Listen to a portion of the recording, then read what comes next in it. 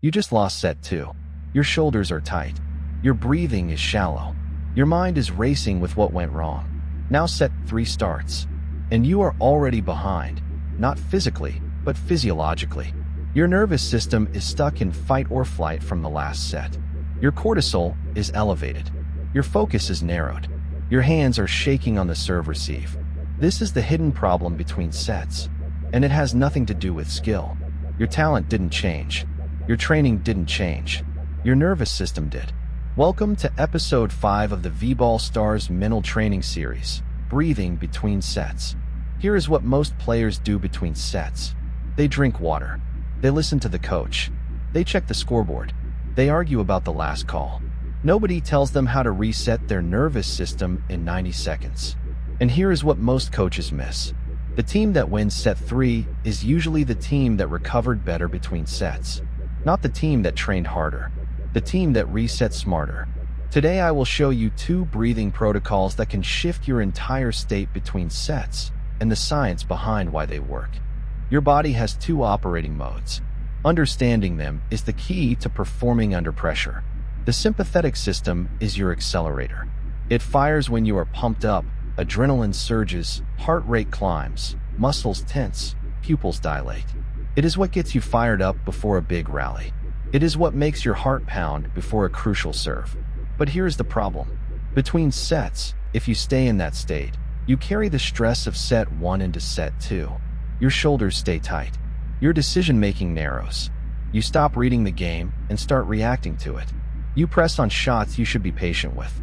You force plays that need time. The parasympathetic system is your brake.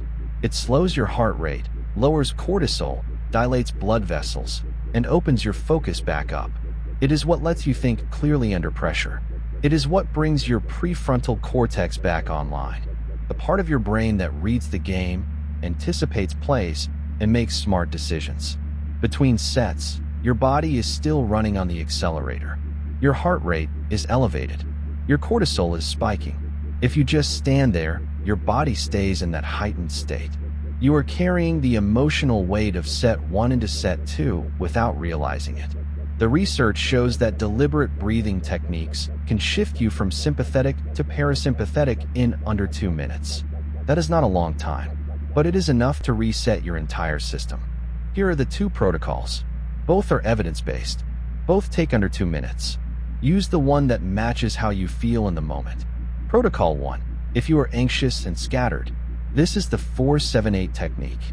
Inhale through your nose for 4 counts. Hold for 7. Exhale slowly through your mouth for 8 counts. The extended exhale is the critical part. When you exhale longer than you inhale, you directly stimulate the vagus nerve, the longest nerve in your body, running from your brainstem all the way down to your abdomen. It sends a direct signal to your brain, calm down. Heart rate drops. Cortisol falls. Your focus widens. Your prefrontal cortex comes back online. Do 2 complete cycles. That is about 60 seconds. Here's what it sounds like. In 2, 3, 4. Hold 2, 3, 4, 5, 6, 7. Out 2, 3, 4, 5, 6, 7, 8. Again. Protocol 2. If you are flat and need to refocus. This is box breathing, used by Navy SEALs before high-pressure operations. Inhale for 4 counts. Hold for 4. Exhale for 4. Hold empty for 4. For complete cycles, about 64 seconds. Box breathing keeps you alert while centering your focus. The equal phases maintain enough sympathetic activation to stay sharp, while the rhythm activates the parasympathetic branch. It is the perfect balance for competition, calm enough to think clearly, alert enough to execute. Here is how to choose. Ask yourself one simple question. Am I anxious or am I flat? If your mind is racing, your shoulders are tight, and you cannot focus, use the 4-7-8. The longer exhale actively calms you down. If you are sluggish, low energy, going through the motions, use box breathing. It maintains alertness while centering your rhythm. Both work. The key is matching the protocol to your state. Now here is exactly what to do between sets. The full sequence, step by step. Walk to the bench. Do not look at the scoreboard. Do not engage with the opponent. Do not replay the last error in your head. Just walk, sit down, and close your eyes for 3 seconds. Take one normal breath to settle. Choose your breathing protocol based on how you feel. For 7-8 if you are anxious. Box breathing if you are flat. Do your cycles. 2 of the 4-7-8 or 4 of box breathing. That is 60 to 70 seconds of deliberate recovery. Open your eyes. Set your intention for the next set. Pick one external focus cue. Target, seam, cut, block, read. One word. That is your anchor.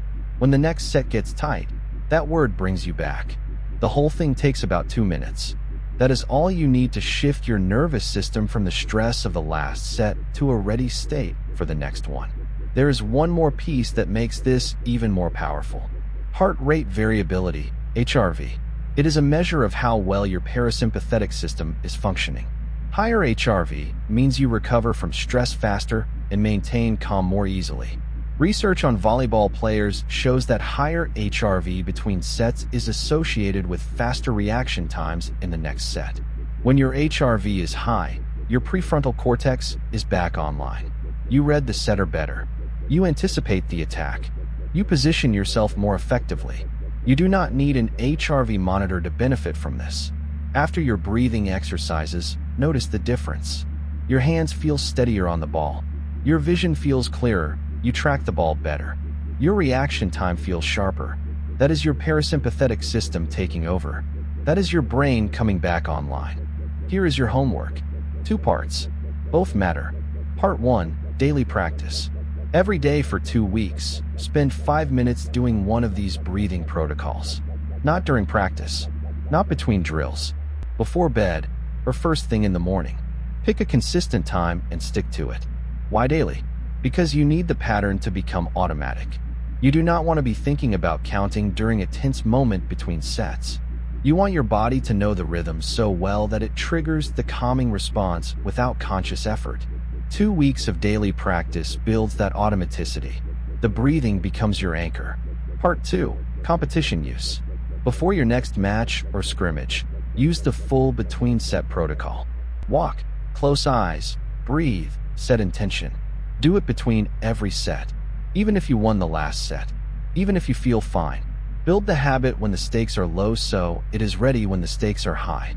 Your body is the most powerful recovery tool you own. Most players leave it on autopilot between sets. They let their nervous system run wild and wonder why they are flat in set 3. Do not be most players. Train your mind. Elevate your game. See you on the court.